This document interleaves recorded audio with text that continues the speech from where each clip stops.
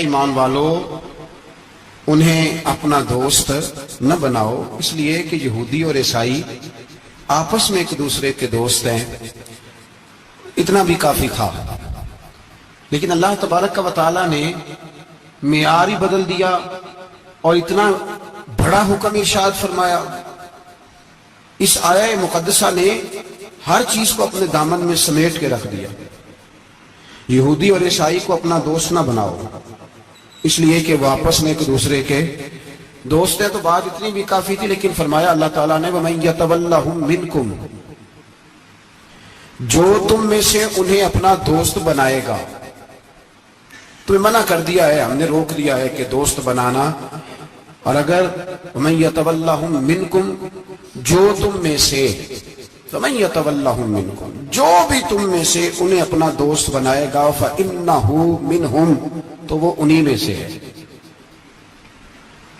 تمہیں بتا دیا ہے کہ دوست یہودی اور عیسائی کو کبھی دوست بنانا، اور اگر بناؤ گے تو پھر تم، اور پھر جو قرآن مجید نے بات اس آیہ مقدسہ کو جو ختم فرمایا تو فرمایا ان اللہ لا یہدی القوم الظالمین، بے شک اللہ ظالموں کی قوم کو ہدایت نہیں دیتا۔ ظلم کرنے والوں کے نصیب میں ہدایت نہیں ہوتی، وہ ظلم کرتے رہتے ہیں اور انہیں سمجھایا جائے تو مانتے بھی نہیں، اس لیے کہ ہدایت ان کا نصیب نہیں ہوتی۔ میرے بھائی، دنیا میں بد نصیب ہے وہ شخص جو غلطی کرتا ہے اور پھر مانتا بھی نہیں، اور دنیا میں کم ظرف ہیں وہ لوگ، کم ظرف جو اپنے ظالم ہونے کے باوجود ظلم پر وضاحتیں پیش کرتے ہیں، اپنی غلطیوں کا اعتراف کرنے کی بجائے ان پر دلیلیں دیتے ہیں، چھوٹے ظرف کے لوگ۔ اللہ تبارک و تعالیٰ نے فرمایا یہودی اور عیسائی کو کبھی دوست نہ بنانا۔ میرے بھائیوں، میرے بزرگوں، میرے دوستوں، ہمارا دین تعصب سے پاک ہے لیکن تسلب کا حامی ہے۔ تعصب کا مطلب یہ ہوتا ہے کہ کہنا مار دو دوسرے کو، برداشت ہی نہ کرو، اور تسلب کا مطلب یہ ہوتا ہے کہ اپنے دین میں پختہ ہو جاؤ، اپنے دین میں پکے ہو جاؤ۔ اب ہم نا ہر روز نماز کی نیت باندھتے ہیں، اللہ اکبر، سورۃ فاتحہ پڑھتے ہیں، اہدنا الصراط المستقیم صراط الذین انعمت علیہم، اتنی بھی بات بڑی تھی، کافی تھی۔ اے اللہ ہمیں صراط مستقیم پہ چلا اور ان لوگوں کے رستوں پہ چلانا جن پر تم نے انعام کیا، بڑی بات تھی، مثبت بات ہو گئی، منفی بات کی ضرورت نہ تھی۔ لیکن اللہ تبارک و تعالیٰ نے فرمایا کہ جہاں تم مجھ سے یہ دعا مانگو نا کہ صراط الذین انعمت علیہم، یا اللہ ان لوگوں کے رستوں پہ چلا جن پر تو نے انعام کیا، انبیاء، صلحاء، اتقیاء، صوفیاء، اولیاء، جہاں یہ دعا مانگنی ہے نا، ساتھ ایک اور بات بھی تم نے کرنی ہے، وہ کیا ہے؟ غیر المغضوب علیہم ولا الضالین، اے اللہ ان سے ہمیں بچا جن پر تیرا غضب ہوا، ان کے رستے پہ نہ چلانا جن پہ تیرا غضب ہوا اور جو گمراہ ہو گئے۔ اب دو باتیں سمجھ میں آئیں کہ مومن کو اپنے عقیدے سے پیار کرنا ہے اور کافر کے عقیدے سے اظہار بیزاری کرنا ہے، ان کے نظریے سے، ان کے عقیدے سے نفرت کرنی ہے۔ کافر کے عقیدے اور نظریے سے، اس کا کیا مطلب ہے؟ تسلب کا مطلب ہوتا ہے اپنے دین میں پکا ہونا۔ دو تین جملوں میں بات سمجھاتا ہوں، اگر آپ کی سمجھ میں آئی تو بڑا بہتر ہوگا۔ دو تین جملوں میں تسلب، پکا ہونا، اس کا کیا مطلب ہے؟ اس کا مطلب یہ ہے کہ اپنی آنکھوں پر جو تم نے اینک لگانی ہے وہ دین کی اینک لگانی ہے، جو چیز بھی دیکھنی ہے وہ دین کی آنکھ سے دیکھنی ہے، جو کچھ بھی تم نے چاہنا ہے، بڑی بات کر رہا ہوں اگر آپ سمجھے تو، جو بھی تم نے دیکھنا ہے دین کی اینک سے دیکھنا ہے، جو تم نے چاہنا ہے وہ دین کے دل کے ساتھ چاہنا ہے، اور جو تم نے سوچنا ہے وہ دین کے دماغ کے ساتھ سوچنا ہے۔ اس کا ترجمہ اقبال نے کیا، کہنے لگے قوم مذہب سے ہے، مذہب جو نہیں، قوم کس سے ہے؟ قوم مذہب سے ہے، مذہب جو نہیں۔ اور فاضل بریلوی کہتے ہیں دہن میں زبان تمہارے لیے اور بدن میں ہے جان تمہارے لیے، ہم آئے یہاں تمہارے لیے تو اٹھیں بھی وہاں تمہارے لیے۔ اپنی ہر چیز، ہر نقطہ نظر میں پہلے دین، اس کے بعد کوئی اور۔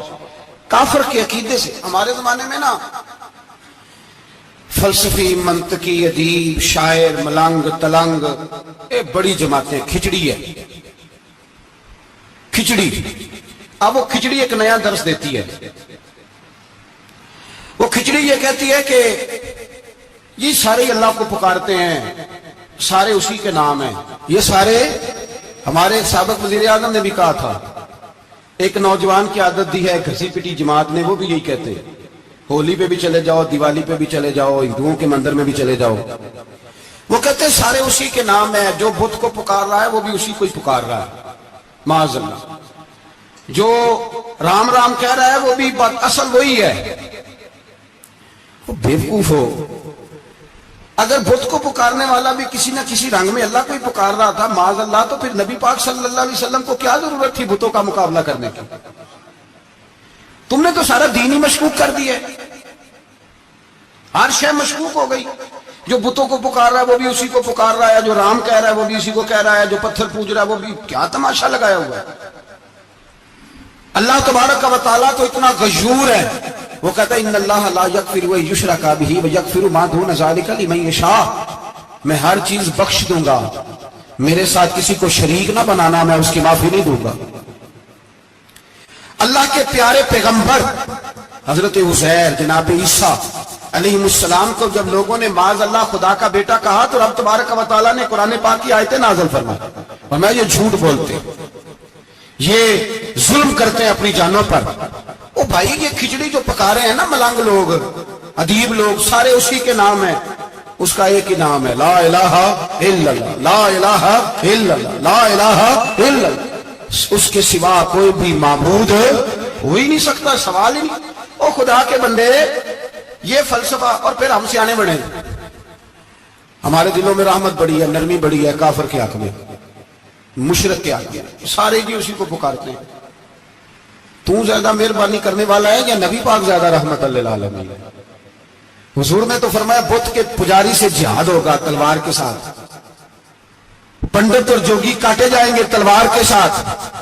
جو اللہ تبارک و تعالیٰ کی توحید میں کسی کو شریک کرے گا مسلمان اس کے خلاف اٹھیں گے. تم کہہ رہا سارے یہ تسلب نہیں، دین کی پختگی نہیں. ہمارے ہاں لوگ مسئلہ پوچھتے ہیں، پاکستان میں جو عیسائی رہتے ہیں نا وہ غریب ہیں. پاکستان میں جو عیسائی رہتے ہیں نا وہ، اور جو امریکہ میں رہتے ہیں. پاکستان کے اندر جو لوگ ہیں نا وہ مسئلہ پوچھتے ہیں، کہتے ہیں جی عیسائیوں کے ساتھ کھانا پینا جائز ہے. میں نے کہا امریکہ میں جب رہتے ہو تب کیوں نہیں پوچھتے؟ یہاں تم مسئلہ پوچھتے ہو، پوچھتے ہیں نا لوگ عیسائیوں کے ساتھ کھانا پینا جائز ہے کہ ناجائز ہے، اور وہاں جب تمہیں ضرورت ہوتی ہے پاسپورٹ کی تو عیسائی بی بی سے نکاح کر لیتے ہو. اور پوچھو نا اپنے ملک کے سیاستدانوں سے، پوچھو ان سے کہ تمہارے بچے جو جا کے وہاں روٹیاں کھاتے ہیں تو کون سے ہوٹل ہیں جہاں بالکل جائز تمہارے لیے علیحدہ سے پکتا ہے؟ وہ جو تم نے وہاں رشتہ داریاں کی ہوئی ہیں، تمہارے بچے وہاں رہ رہے ہیں تو وہاں مسئلے نہیں یاد. اگر ایک غریب نالی صاف کرنے والا عیسائی آئے تو اس کے بارے میں فتویٰ ہے کہ اس کے ساتھ روٹی نہیں کھانی، اور ٹرمپ آ جائے تو پھر کوئی مولوی مسئلہ نہیں پوچھتا کہ اس کے ساتھ کھانا جائز ہے کہ ناجائز ہے. ہمارا وہ جو کفر کے معاملے میں اظہار بیزاری تھا، نفرت کافر کے عقیدے سے، ہم کبھی نہیں کہتے کہ عیسائیوں کے مندروں کو آگ لگا دو. کبھی جلوس لے کے گئے ہیں کہ مندر گرانا ہے؟ بولے ان کا گرجا کبھی گرایا ہے؟ ہندو کا مندر، مرزئی کی عبادت کا اقلیت قرار دے دیا. ٹھیک ہے، جہاں عیسائی علیحدہ سے اپنا کام کر رہے ہیں تم بھی کرو، لیکن ہم ان کے عقیدے کے کبھی بھی حامی نہیں ہو سکتے. اگر کہیں کہ عیسائی بھی صحیح کہہ رہا ہے، حضرت مریم کو اللہ کی بیوی کہہ رہا ہے، جناب عیسیٰ کو اللہ کا بیٹا کہہ رہا ہے، اور تو کہے سارے اسی کے نام ہیں، تو یہ بات تیری درست اس لیے کہ ہم تو روز کہتے ہیں قل هو اللہ احد اللہ الصمد لم یلد ولم یولد. نہ کسی کا باپ ہے نہ کسی کا بیٹا ہے. ولم یکن لہ کفوا احد، اس کا تو کوئی ہمسر ہی نہیں، اس جیسا دوسرا کوئی ہے ہی نہیں. تو بھائی جس عقیدے کا تو اعلان کر رہا ہے، جو آدمی تیرے عقیدے کے خلاف چل رہا ہے، اس کو تو نے صحیح کیسے کہہ دیا؟ یہ کیسے ہو؟ تو میرے بھائی اسلام یہ کہتا ہے کہ اساس، بنیاد، نظریہ تو اپنے نظریے پہ ناز کرے گا، دوسرے کے نظریے سے اظہار بیزاری کرے گا۔ او بھائی جاگو اور بس کر دو، جاگ جاؤ۔ اساس، بنیاد، نظریہ اصل ہے، اور اصل پر سمجھوتا ہو سکتا ہو ہی نہیں سکتا۔ بخاری شریف میں ایک حدیث ہے، بات مضبوط کرنے کے لیے عرض کرتا ہوں۔ حضرت یحییٰ ایک تابعی بزرگ ہے، وہ کہتے ہیں حضرت عبداللہ ابن عمر رضی اللہ تعالیٰ عنہ میرے پاس آئے تو میں نے ان سے کہا حضور ہمارے محلے میں ایک جماعت رہتی ہے مسلمانوں کی، وہ نمازیں بھی پڑھتے ہیں، روزے بھی رکھتے ہیں، زکوٰۃ بھی دیتے ہیں، حج بھی کرتے ہیں، بس تقدیر کو نہیں مانتے، صرف ایک چیز کے انکاری ہے، تقدیر کے۔ تو کیا حکم ہے؟ تو آپ فرمانے لگے ان سے کہہ دو کہ ہمارا تمہارا کوئی تعلق نہیں، ان سے کہہ دو ہمارا تمہارا کوئی رشتہ نہیں، ہمارا تمہارا کوئی کسی قسم کا رابطہ۔ اور فرمایا ان کو بتا دینا کہ رسول پاک کے صحابی نے فتویٰ دیا ہے جتنی مرضی نمازیں پڑھو، جتنے مرضی روزے رکھو، اور احد پہاڑ کے برابر اگر تمہارا دل کرے تو صدقے کرو، پر تمہارا کوئی عمل اللہ کی بارگاہ میں قبول نہیں جب تک تمہارا عقیدہ صحیح نہیں، جب تک تمہارا نظریہ ٹھیک نہیں، اتنی دیر تک کوئی عمل اللہ کی بارگاہ میں تمہارا قابل قبول نہیں۔ اساس پر، بنیاد پر کوئی سمجھوتا ہو سکتا، بنیادوں پر سمجھوتے نہیں ہوتے بھائی۔ اور ایک ہوتا ہے گناہگار، ایک ہوتا ہے غدار۔ گناہگار اور غدار میں بڑا فرق ہوتا ہے۔ ایک آدمی شراب پیتا ہے، کسی نے اس کو منع کیا تو اس نے کہا یار میری غلطی ہے، آئندہ نہیں پیوں گا، وہ گناہگار ہے۔ ایک نے کہا نہیں پینی چاہیے، وہ کافر ہے۔ ایک نماز نہیں پڑھتا، اس کو کہا پڑھ، بہانے لگاتا ہے کپڑے نہیں صحیح، رمضان سے شروع کروں گا، کوشش ہے بس، وہ گناہگار ہے۔ ایک کہتا ہے نماز پڑھنی نہیں چاہیے، وہ کافر ہے۔ ایک کے جیب میں پیسے تھے، حج کرنے نہیں گیا، بہت بڑا گناہ کیا۔ ایک کہتا ہے حج کرنا ہی نہیں چاہیے، وہ کافر ہو گیا۔ او بھائی گناہگار اور ہوتا ہے، غدار، دونوں میں فرق ہے۔ اب تو غداریاں ہو رہی ہیں، سرے عام حملے ہو رہے ہیں، حکومتوں پر پریشر ہے۔ یورپ ایک منٹ سے پہلے مرزئی کو ویزا دیتا ہے، قادیانی کو ویزا دیتا ہے۔ یہ سپر کافر ہیں قادیانی اور مرزئی، اور بڑی ذمہ داری سے کہہ رہا ہوں، یہ کل بھی کافر تھے، آج بھی، کل بھی کافر تھے اور آج بھی، اور قیامت تک۔ اور اگلی بات سن لو، من شکا فی کفر ہی فقد کفر، جو ان کے کفر میں شک کرے وہ بھی کافر ہے۔ سن لو، یہ فتویٰ دے دینا بے شک جس کو مرضی۔ من شکا فی کفر ہی فقد کفر، جس بندے نے مرزئی کے، قادیانی کے کافر ہونے میں شک کیا، وہ بندہ بھی پکا کافر ہے، پیٹا کافر ہے، جس نے ان کے کافر ہونے میں۔ جڑے آکر سانو پتہ ہی نہیں لگا اسی کی کر بیٹھے، ان کے لیے کوئی قانون نہیں۔ وہ جس نے کہا ہے نا مرزئی اس کا قانون بدلنا ہے، اس کو ایک پرچی تیری میری بھی شامل ہے۔ ایسے نہ کہنا کہ وہ بڑے بے ایمان نکلے، کافر نکلے، تو نے بھی ٹھپا لگایا ہے، تو ساتھ ہے، تو شامل ہے۔ جب قومی اسمبلی میں یہ قرارداد پیش ہو رہی تھی تو ان کو ووٹ دینے والے ان کے گناہ میں شریک تھے، مجرم تھے، ساتھ شامل تھے، ان کو معافی نہیں ملے گی، ان کو لمبی توبہ کرنی پڑے گی اللہ کی بارگاہ میں، انہیں آنسو بہانے پڑیں گے ان کو ٹھپے لگانے کی وجہ سے۔ بچ نہ جایا کرو کہ حکمران برے ہیں تو ہم بڑے نیک پرہیزگار ہیں، ٹھپے لگانے والے ساتھ شریک ہے جرم کرتے، پتہ ہی نہیں چلا۔ کیسے پتہ نہیں چلا؟ کیسے پتہ نہیں چلا؟ یہ تو جو مدہوش ہوتے ہیں انہیں پتہ چل جاتا ہے یہ نبی پاک کی عزت کی بات ہو رہی ہے۔ بندہ مدہوش ہو نا، مدہوش، بے ہوش ہو مسلمان، رسول اللہ کی بات ہو تو اس کی بھی آنکھیں کھل جایا کرتی ہیں، اور تم جاگتے پڑھے لکھے اسمبلیوں میں بیٹھے مالدار، تم پتہ ہی نہیں چلا قانون بدل گیا، خبر ہی نہیں ہوئی۔ یہ دھوکہ کسی اور کو دینا، ہم تمہارے ان دھوکوں میں آنے والے، کسی اور کو سنانا کہانیاں، ہمیں نہیں سمجھ آتی تمہاری کہانیاں، کہتے غلطی ہو گئی، بھول گئے۔ اور وزیر اعلیٰ صاحب کہتے ہیں اس کو نکال دینا چاہیے۔ کس نے نکالنا ہے نا تماشا؟ کہتے ہیں اس کو نکال دینا چاہیے جس نے اس قانون میں، تو کس نے نکالنا ہے؟ حکومت تو آپ کی ہے، تو کون نکالے گا؟ شرم کرو، مر جاؤ ڈوب کے۔ یہ تمہارا طریقہ ہے؟ جرم کرتے اور جرم کرتے کہتے ہو نہیں نکال دیں، کون نکالے گا؟ نکالو، پتہ چلے تمہارا۔ امیر ملت پیر جماعت علی شاہ صاحب محدث علی پوری رحمت اللہ علیہ، پیر صاحب فرماتے ہیں جب پاکستان بن رہا تھا تو ہم نبی پاک صلی اللہ علیہ وسلم کی عظمتیں بیان کیا کرتے تھے۔ ہم کہتے تھے لوگوں پاکستان بنے گا تو اس میں نبی پاک کا نظام آئے گا، غریب امیر کا فرق مٹ جائے گا، اس میں کوئی برادری نہیں ہوگی, ایک برادری ہوگی جس کا نام مسلمان ہوگا. اس میں چھوٹا بڑا امیر غریب ایک ہی صف میں کھڑے ہو گئے, محمود و ایاز, نہ کوئی بندہ رہا نہ کوئی بندہ نوا. یہ پاکستان ہوگا. اور کہتے ہیں ہندو پنڈت تقریریں کرتے تھے, وہ وہاں نبی پاک کا نظام نافذ ہوگا, معاذ اللہ ہاتھ کٹیں گے, گردنیں کٹیں گی, بڑا وہ معاذ اللہ مخالفت کرتے تھے. وہ کیا پتا تھا کہ بعد میں یہاں بھی سارے وہی تماشے ہوں گے جو وہ کہہ رہے ہیں. تو پیر صاحب کہتے ہیں کہ جگہ ہندوؤں کا جلسہ تھا, ہندوؤں کا پنڈت تقریر کر رہا تھا, وہاں سارے ہندو بیٹھے تھے. تو اس پنڈت نے نا تقریر کرتے کرتے نبی پاک کی شان میں کوئی بے ادبی کر دی معاذ اللہ. کیونکہ سارے ہندو تھے, کوئی مسلمان نہیں تھا. ایک ملنگ بیٹھا تھا دور, اس نے دوری ڈنڈا پکڑا ہوا تھا اور کوئی اپنی موج کا کام کر رہا تھا. آگے پتہ ہے ان کے پاس جو ڈنڈا ہوتا ہے بڑا رنگین ہوتا ہے, کوئی اسپیشل بنایا ہوتا انہوں نے. تو بیٹھا تھا ملنگ. میں نے کہا بے ہوش بھی ہو نا, جو بے ہوش ہو مسلمان, رسول اللہ کا نام آئے تو اس کی بھی آنکھیں کھل جایا کرتی ہے. تیری بند کی باندھی رہ گئی ہے, کیسے ہو گیا؟ ہاتھ میں ڈنڈا تھا اور وہ اپنے کام لگا ہوا تھا. جب اس کے کانوں میں اسپیکر کی آواز آئی نا کہ نبی پاک کے بارے میں بات کی ہے, تو ڈنڈا اٹھایا, پیچھے سے اسٹیج پہ چڑھ گیا. اور ہندوؤں نے سمجھا ملنگ آدمی ہے, اس نے کیا کرنا ہے. آیا پنڈت کے پاس اور وہ کہتا ہے میں نے 3 ڈنڈے اتنی زور سے مارے کہ چوتھے کی ضرورت ہی نہ پڑی. اتنی زور سے 3 ڈنڈے سر پہ مارے کہ چوتھے کی ضرورت ہے. اس کی پھر آواز ہی نکلی, مر گیا وہ. مجھے پکڑا, جیل میں پھینک دیا. امیر ملت پیر جماعت علی شاہ صاحب کہتے ہیں میں امرتسر کی جیل میں ملنے گیا, اور میں نے اس کے سامنے کھڑے ہو کے کہا, میں نے کہا بے لیا, نہ تو نماز پڑھے, نہ تو روزہ رکھے, نہ تو مسجد آئے, نہ تو کوئی اور کام کرے, اور اتنا بڑا تو نے کام کیا, گستاخ مار دیا.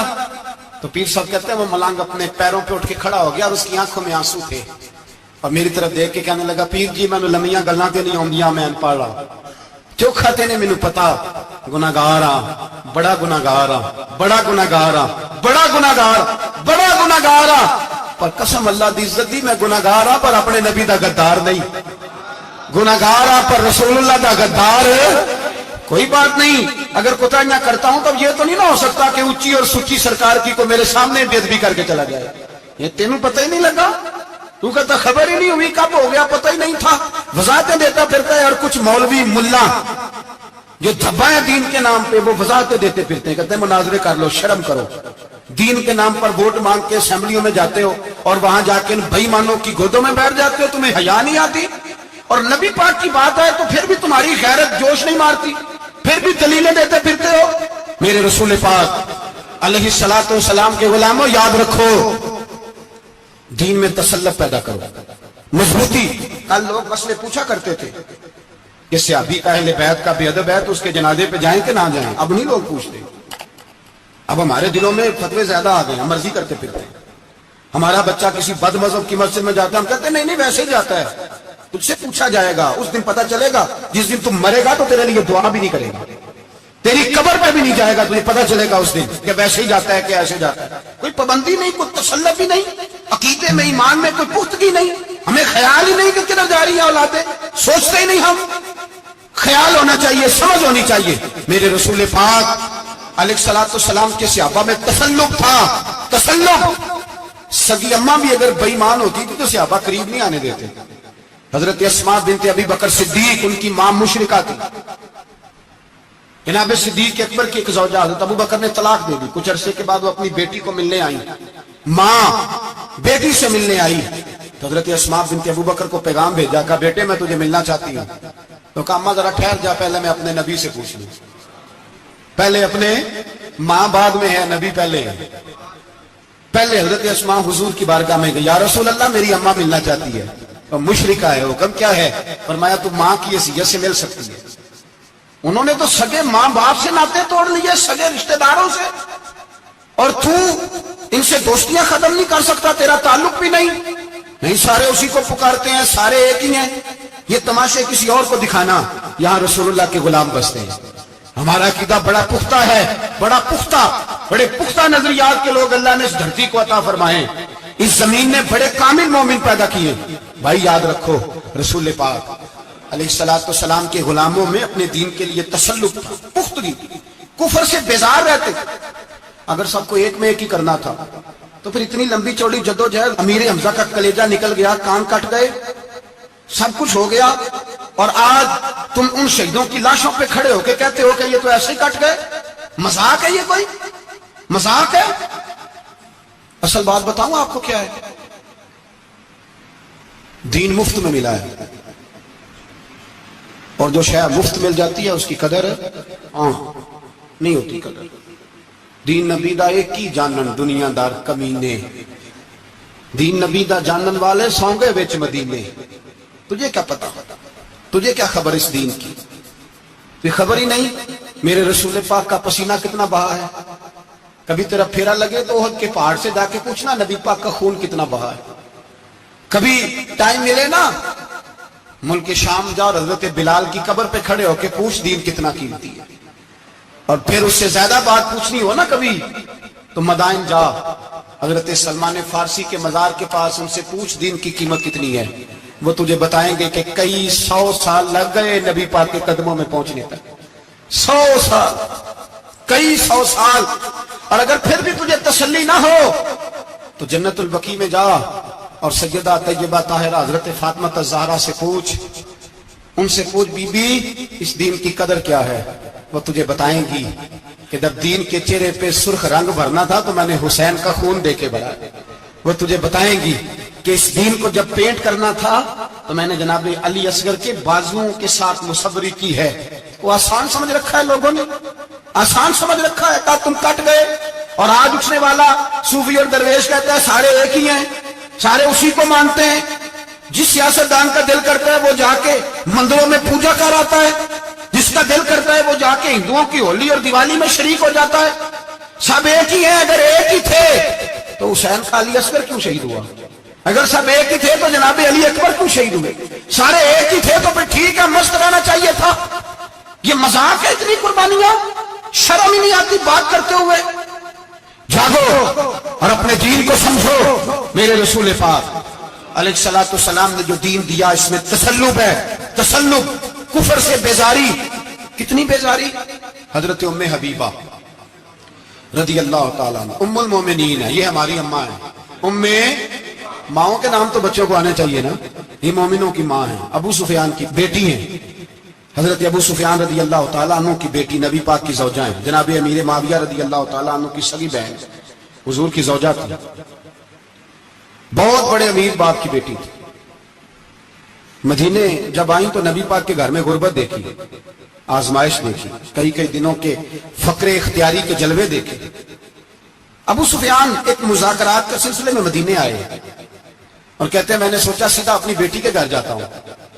تو کہتے ہیں میں حضرت ام حبیبہ کے صحن میں داخل ہوا تو چارپائی پہ بستر بچھا ہوا تھا اور ام حبیبہ ایک سائڈ پہ بیٹھ کر تو سوئی دھاگے کے ساتھ کوئی کام کر رہی تھی. ابو سفیان کہتے ہیں میری بیٹی کی نظر پڑی تو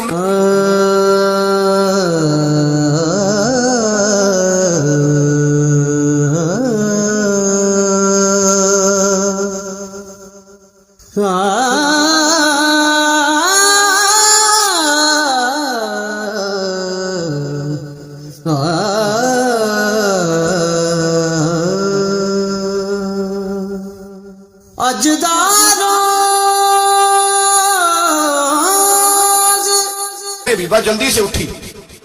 اٹھ کے بستر جو چارپائی پہ بچھا ہوا تھا وہ بستر اٹھایا، لپیٹا، اندر لے گئی. بعد میں باہر آئی تو میں نے بیٹی کے سر پہ ہاتھ رکھا. میں نے کہا بیٹی میں سمجھ گیا ہوں، بستر پہ میری نظر پڑی ہے، لگتا ہے کئی سال پرانا، پیبند بھی لگے ہوئے، تو اس لیے اندر رکھا ہی ہے کہ پرانے بستر پہ باپ کو بٹھاؤں گی، اس لیے رکھا ہی ہے. تو بیٹی امیر گھر سے آئے تو غریب گھر میں اس کی شکایتیں ختم نہیں ہوتی، پر دین کے ساتھ تسلب ام المومنین کا، پختگی اور کفر سے بیزاری. کہنے لگی ابا جی ابھی آپ کافر ہیں نا، تو آپ کی سوچ ابھی بدلی نہیں. میں اس لیے نہیں بستر اندر رکھ کے آئی کہ آپ کے قابل نہیں تھا، میں تو اس لیے رکھا ہوں کہ وہ میرے نبی کا پاک بستر ہے اور آپ ناپاک ہیں. وہ پاک بستر ہے. انما المشرکون نجس، مشرک ناپاک ہوتا ہے. باپ ہونا علیحدہ بات ہے، لیکن میرے دل میں باپ کی قدر بعد میں ہے میرے دل میں، اور رسول اللہ کے بستر کی قدر پہلے ہے. رسول اللہ کی نہیں، رسول اللہ کے بستر کی قدر ہے کہ باپ بیٹھ نہ جائے. اتنی نفرت مشرک سے، اتنا اظہار، وہ باپ بھی ہو تو اتنی نفرت. لوگوں نے پیچے ڈالے ہوئے ہیں پیار کے، محبت کی پینگیں چڑھا رہے ہیں. اور سارے یہ کہیں کہ سب صحیح ہے، اور ہمارے دلوں میں نرمی، ہمارا اپنا جوان باہر جاتا ہے، وہ یہ نہیں دیکھتا کہ میں جس سے شادی کرنے لگا ہوں نیشنلٹی زیادہ ضروری ہے کہ ایمان، پیسے زیادہ ضروری کہ ایمان، دین زیادہ ضروری کہ دولت؟ عجیب تماشا ہے، بیچتے پھرتے ہیں، فار سیل کر دیا مذہب کو، تسلط بھی نہیں، وہ خیال ہی نہیں، توجہ ہی نہیں ہماری۔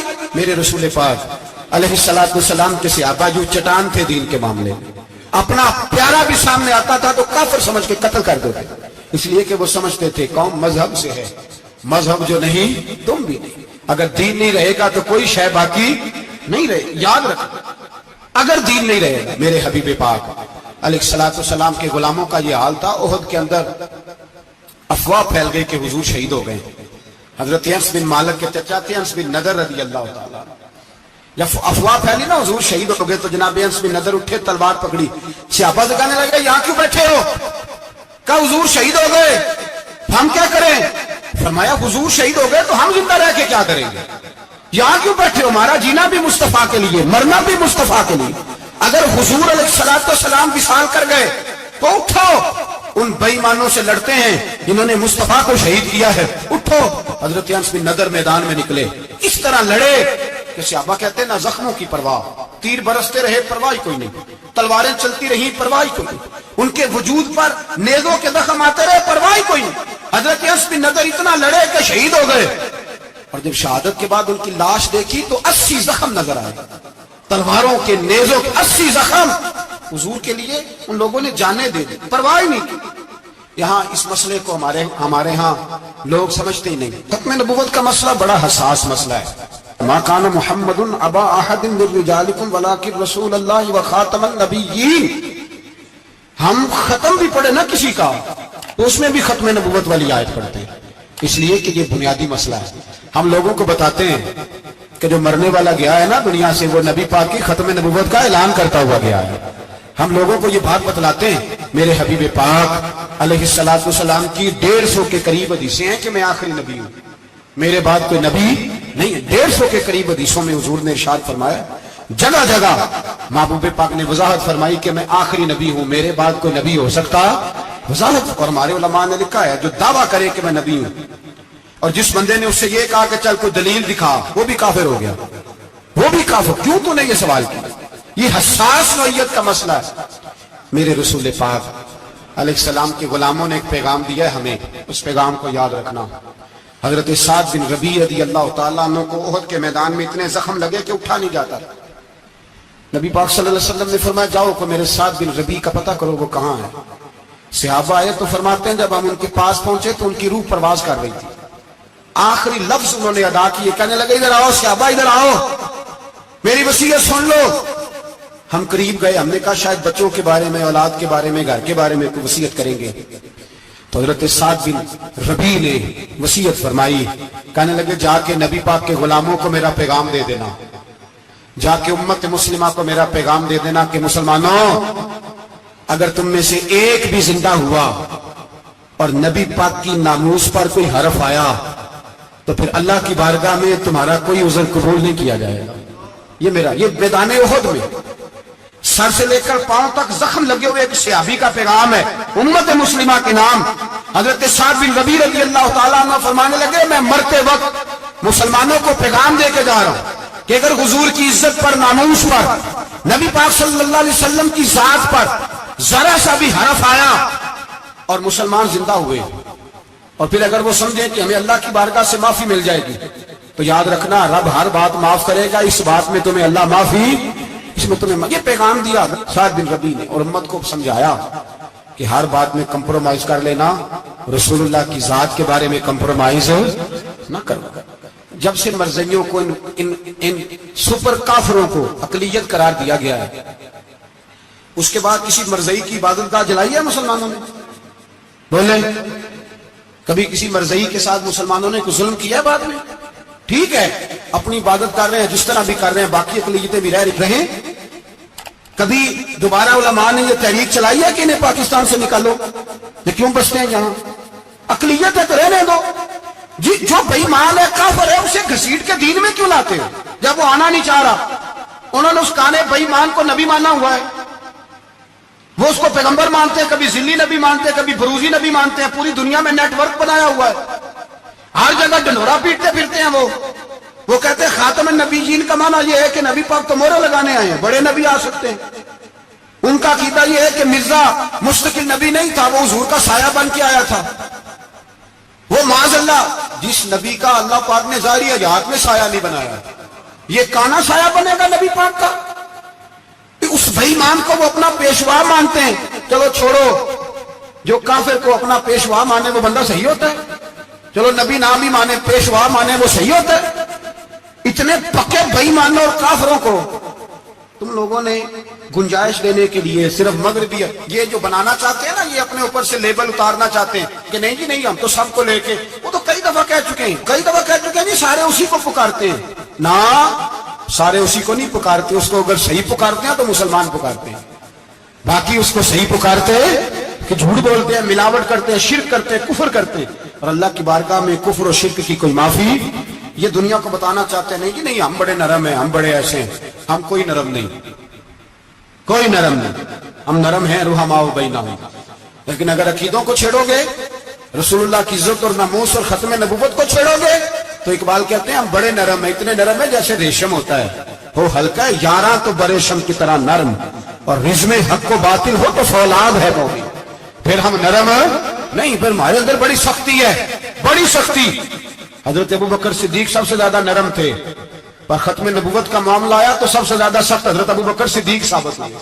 سب سے زیادہ ہم بڑے سخت ہیں، بڑے سخت. چیک نہ کیا کرو مسلمانوں کے ایمان کو، ٹٹولا نہ کرو. میری آپ سے بھی اپیل ہے کہ ایسے ہی کو بندہ اگر آپ کے گھر آ جائے نا اور آ کے کہے میں فلاں صاحب ہوں، تو روب میں نہ آیا کرو.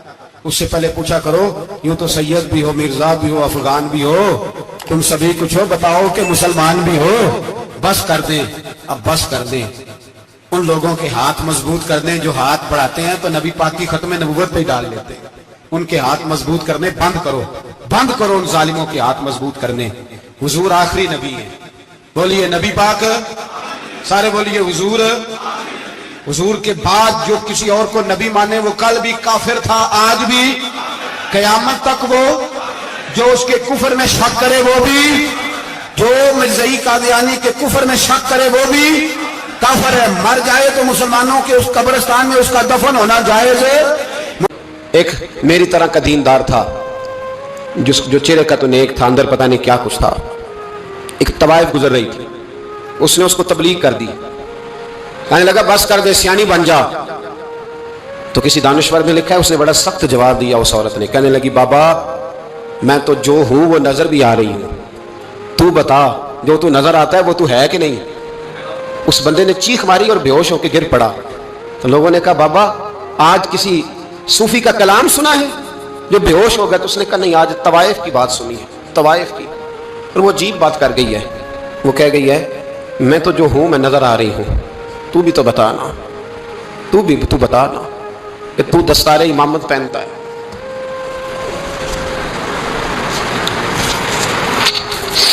تو بتا تو جو کہلاتا ہے تو وہ ہے کہ نہیں. یہ وقال الانسان ما لہا، یہ راز قیامت میں کھلے گا. ہم جو کچھ بتا رہے ہیں نا اپنی زبانوں سے، ہمیں اپنے گناہوں کا احساس ہونا چاہیے. ایسا نہ ہو کہ جب سزا ملے تو پھر اس طرح کی ملے کہ دوبارہ کسی کو کوئی منہ دکھانے کے قابل نہ رہے. میرے بھائی یاد رکھیں اور سمجھیں، گناہ انسان کی زندگی کو تنگ کرتے ہیں. میرے نبی پاک علیہ الصلوۃ والسلام نے فرمایا جب تو جھوٹ بولتا ہے تو تیرے فرشتے کرامن کاتبین سائڈ پہ ہو کے کھڑے ہو جاتے ہیں. جب تو زنا کرتا ہے تو تیرے اندر سے ایمان نکل جاتا ہے. اور نبی پاک علیہ الصلوۃ والسلام نے فرمایا جب میری قوم میں ناانصافی عام ہو جائے گی تو قتل بھی عام ہو جائے گا. اور سن لو، لکھ لینا یہ حدیث دل کی تختی پر. نبی پاک علیہ السلام نے فرمایا جب میری قوم میں بے حیائی اور بدکاری عام ہو جائے گی تو 2 سزائیں اللہ دے گا. ایک تو جوان موتیں آئیں گی، جوان بچے کچھ بھی نہیں دیکھا چلے گا. اور دوسری سزا اللہ یہ دے گا کہ ایسی بیماریاں آئیں گی جن کا علاج نہیں ملے گا، ایسے امراض پھوٹ پڑیں گے. اگرچہ میں آپ کو ایسی تقریر بھی سنا سکتا تھا جس پہ آپ بہت زیادہ محظوظ ہوتے، پر میں نے اس جمعے میں ایسا موضوع چنا ہے جس کا ہمیں خاص ضرورت ہے. بھائی دیکھیں تو صحیح کہ ایسا تو نہیں کہ ہم ان عیبوں میں مبتلا ہیں. میرے نبی کریم علیہ السلام نے فرمایا جب تم نیکی کا حکم دینا اور برائی سے منع کرنا چھوڑ دو گے پھر اللہ تم پر ظالم حکمران مسلط کرے گا. اور اگلے لفظ اس سے بھی زیادہ سخت ہیں. محبوب فرمانے لگے پھر تمہاری نیک لوگ دعائیں بھی کریں گے تو اللہ وقتی طور پر ان کی دعاؤں کو بھی قبول نہیں فرمائے گا. اس لیے کہ تم لوگوں نے نیکی کا حکم دینا اور بھلائی سے روکنا چھوڑ دیا. عزیزو یاد رکھو جب گناہ عام ہوتے ہیں تو پھر حالات بدلتے ہیں اور لوگوں کو سزا ملتی ہے ان کے گناہوں کی. بلکہ یہاں تک لکھا ہے کہ نیت خراب ہو تو سزا شروع ہو جاتی ہے. کیا خراب ہو بولیے گا؟ نیت بھی خراب ہو تو سزا. حضرت رومی کہتے ہیں کہ ایک بادشاہ کو پتہ چل گیا کہ ایک آدمی نے بڑا اچھا باغ لگایا ہے, خوبصورت باغ ہے, مالٹے کا کنوں کا باغ, بڑا پیارا. بادشاہ نے کہا ذرا جا کے دیکھتا ہوں. بادشاہ سلامت باغ دیکھنے آئے تو اب وہ مزدور آدمی تھا, عام آدمی تھا جس نے باغ لگایا, کسان تھا. اس کو کہا کہ چند کنوں توڑ کے لایا تو بڑے پیارے لگے. ایک دو اور لایا, کھائے, بڑے میٹھے, بڑے پیارے, بڑے توانا, بڑا مزہ آیا. تو بادشاہ کے دل میں خیال آیا کہ اس پہ قبضہ نہ کر لوں باغ پہ. ہمارے یہاں نا کرائے پہ دکان دیتا نا مالک, تو جب کسی غریب کی چل جاتی ہے کہتا ہے تو خالی کر, میں نے خود ڈال لی ہے. چل گئی نا اس کی. حالانکہ رزق اپنے اپنے نصیب کا ہے, رزق اپنے اپنے نصیب کا ہے, جس کو اللہ تعالیٰ چاہتا ہے عطا کرتا ہے. تو اس کو کہا کہ اور توڑ کے لا, اور دل میں خیال ہے کہ یار اتنا اچھا باغ ہے قبضہ کر لیتے ہیں. ہماری حکومتیں قبضہ کر لیتی ہے کہ کوئی چیز اچھی لگ جائے. اب وہ کسان 2-3 کنوں توڑ کے لایا, اس نے کھائے تو کھٹے نکلے, ترش تھے. کہنے لگا تجھے کیا ہو گیا ہے؟ تو بندہ بڑا صاحب دل تھا, کہنے لگا میں تو ٹھیک ہوں, آپ اپنی نیت سے پوچھیں کہیں خراب تو نہیں ہو گئی. تو کنوں میں بھی اس کا اثر آ گیا ہے اپنی نیت. تو نیتیں بگڑ جائیں نا نیتیں. اب ایک بات کہنے لگا ہوں, غور سے سننا. جب تک دو بھائی اکٹھے کاروبار کرتے ہیں نیت ہوتی ہے کہ ہمارا گھر چلے گا, تب تک اللہ برکت دیتا ہے. اور جب اپنی اپنی جیبیں سمیٹنے لگ جاتے ہیں نا کہ یہ میرا 5,000 ہے, آج میں گیا تھا اگرائی کرنے, یہ میرا 10,000 ہے, آج میں نے محنت زیادہ کی. جب وہ ٹٹولنے لگتے ہیں پھر اس دکان سے بھی برکت اٹھ جاتی ہے, پھر وہاں سے بھی برکت چلی جاتی ہے. فَإِنَّ لَهُ مَعِيشَةً ضَنْكَ, فرمایا جب تو میں منہ پھیر لیتا ہے پھر تیری زندگی اللہ تنگ کر دے, پھر وہاں سے بھی برکت, خوبصورتی, اثر اٹھ جاتا ہے. ایک سنار نے گلی میں ایک یتیم چھوٹے سے بچے کو گھومتے دیکھا تو سنار بے اولاد تھا, بچے کو اٹھا کے گھر لے آیا. 18 سال اس بچے کی پرورش کی, اس کو پالا پوسا, جوان کیا. سنار کے پاس وہ دکان پہ چلا جاتا, وہ کئی دفعہ دکان پہ رہتا, کئی دفعہ گھر میں رہتا. ایک دفعہ وہ دکان پہ تھا, بچہ گھر تھا, 18 سال کا جوان. اس کی بیوی اکیلی تھی. وہ جس نے ماں بن کے پالا تھا اس نے اسی پہ حملہ کر دیا, اس کا بازو بری نیت سے تھاما. بیوی چیخی, تھوڑی دیر گزری تو وہ نوجوان پیروں میں بیٹھ گیا, کہنے لگا اماں پتہ نہیں مجھے کیا ہوا.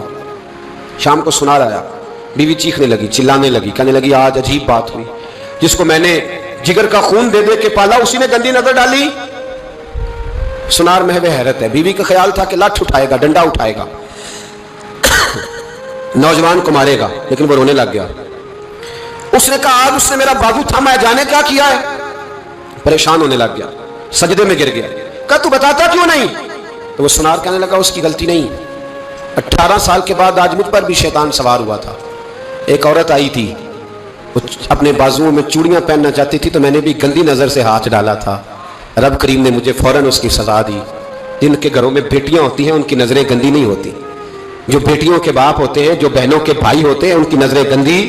اور اگر تو ٹیلی فون کرتا ہے, تو کسی عورت کے ساتھ تعلق رکھتا ہے, تو یہ بات لکھ لے, امام فخر الدین رازی 1, علامہ اسماعیل حقی 2, مولانا جلال الدین رومی 3, امام خازن 4, امام جلال الدین سیوطی 5 حدیث کے استاد اور محدث لکھتے ہیں کہ اگر تو کسی پر گندی نظر ڈالے گا تو تیرا گھر بچ سکتا, یاد رکھ نہیں بچے گا. اس لیے کہ تیری نظر کسی کی بیٹی کو بیٹی سمجھ, تاکہ تیری بچی کا پردہ قائم رہے. کسی کی بہن کو, یہ کیا بات ہوئی کہ تو جتنا مرضی گند معاشرے میں پھیلاتا رہے تیرا گھر بچا رہے, یہ کیسے ہو سکتا ہے؟ فَإِنَّ لَهُ مَعِيشَةً ضَنْكَ, اللہ فرماتا ہے زندگی تنگ ہو جائے گی تیرے لیے, تیرے لیے مشکل. تو ڈھونڈتا پھرے گا کہ میں مرنے کو جگہ تلاش کروں. سچی توبہ کرے, کھری توبہ کرے. یہ گناہ انسان کو مجبور کر دیتے ہیں. حضرت عبداللہ بن مبارک رحمۃ اللہ تعالیٰ علیہ, ان کے سینکڑوں شاگرد تھے. ایک شاگرد کے انتقال کا وقت آیا تو گھر گئے ملنے. آپ کہتے ہیں میں نے زور لگا لیا پر اس کی زبان پر کلمہ جاری نہیں ہوا. میں اسے کہتا کلمہ پڑھ پر اس کی زبان پر جاری. اللہ اکبر, بہت بڑی نعمت ہے. دعا فرمائیں اللہ ایمان کی موت عطا فرمائے, ایمان کی موت دے اللہ کریم, ایمان کی موت دے. ایسے بھی لوگ دیکھے ہیں, مسجد نبوی ہے, رسول اللہ کا شہر ہے, سر سجدے میں ہے, روح پرواز کر گئی. روح پر کتنا نصیبوں والا ہے, کتنا نصیبوں والا ہے کہ مسجد نبوی میں سر سجدے میں رکھا ہے, اور اللہ تبارک و تعالیٰ نے محبوب کے قدموں میں موت عطا فرمائی. تو حضرت عبداللہ بن مبارک کہتے ہیں میں نے اس کو کہا کلمہ پڑھ، تو اس کی زبان پہ جاری نہیں ہوتا. میں بار بار کہتا تو وہ منت کرتا، کہتا حضور میں کوشش کرتا ہوں جاری نہیں ہوتا. فرماتے میں پریشان ہو کے اٹھا، ابھی میں دروازے پہ پہنچا تھا، اس نے چیخ ماری اور روح پرواز کر گئی. بچے رونے لگے، بیوی رونے لگی. تو میں نے اس کی بیوی سے کہا کہ یہ جرم کیا کرتا تھا، اتنا بڑا پاپی پہ کلمہ جاری نہیں ہوا. اس کی زوجہ کہنے لگی حضرت جی 2 گناہ تھے اس کے. ایک تو یہ شراب کا عادی تھا، روکتی تھی باز نہیں آتا تھا، اور دوسری بات یہ ہے کہ یہ اپنی اماں کا نافرمان تھا. وہ 2 گلیاں چھوڑ کے رہتی ہے، یہ کبھی ملنے نہیں گیا تھا. اس بوڑھی کا کلیجہ اس کی طرف سے بڑی تکلیف میں تھا. تو حضرت عبداللہ بن مبارک کہنے لگے جا تو بھی دعا کرے، اس کی ماں کو بھی کیا دعا کرے کہ یہاں تو یہ کلمہ نہیں اسے نصیب ہوا، اللہ کرے اللہ آخرت کی منزلیں اس کی بہتر فرما دے. میرے بھائی ایسے گناہ حضرت مالک بن دینار نے توبہ کی انہوں نے. کس طرح؟ فرماتے میں نشے کا عادی تھا، کسی نے مجھے کہا کہ بطور دوائی شراب پی لو تو میں نے پی لی. نشے کا عادی تھا، شراب پیتا تھا. اللہ تعالیٰ نے بڑی منتوں اور کوششوں کے بعد، منتوں کے بعد ایک بیٹی عطا فرمائی. وہ بھی 2.5-3 سال کی ہوئی تو پردہ کر گئی. کہتے میں اس کی قبر پہ بیٹھ کے گھنٹوں روتا. شراب کا عادی تھا. ایک دن سویا تو خواب دیکھتا ہوں کہ میرے پیچھے ایک بڑا سانپ لگ گیا، اور سانپ جب منہ کھولتا ہے تو انگارہ نکلتا ہے. میں پھر دعا کرتا ہوں اللہ ہمیں معاف فرمائے، اللہ ہم سے درگزر. میں کچھ قبرستانوں میں جاتا ہوں تو میں سانپ بچھو پھرتے ہوئے دیکھتا ہوں تو ڈر آتا ہے کہ ہم یہاں آنے والے ہیں. یہ لوگ کہہ رہے ہیں کہ تمہاری تیاری ہے، کسی وقت بھی اعلان ہو جائے گا کہ چلو بھائی چلو فلاں صاحب کا جنازہ ہے، اٹھو. لوگ کہتے ہیں جلدی کرو، اور ایک کونے میں ایک شخص یہ بھی کہتا ہے کہ دیگ بھی رکھ لو مہمان بڑے جمع ہو گئے. اور ایک کونے میں لوگ یہ بھی کہتے ہیں کہ برف ٹھنڈی لے آؤ، لوگوں نے پانی بھی پینا ہے.